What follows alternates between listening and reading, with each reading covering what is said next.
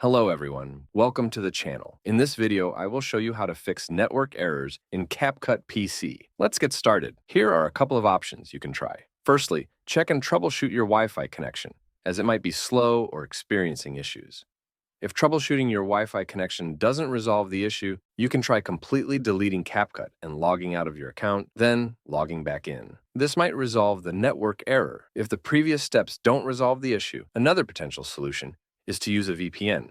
Many free VPN services are available, and they allow you to change your online location to any location worldwide. This can sometimes help bypass network errors in Capcut. By using a VPN, you can change your virtual location to access services or websites that may not be available in your current location. This can sometimes circumvent network errors in Capcut, especially if the app is restricted or not fully supported in your region. If I try to turn on my VPN and retry it again, as you can see, it fixed the problem. That's how you can fix the network issue in Capcut PC. That's the end of today's tutorial. Thank you guys for watching, and do subscribe for more.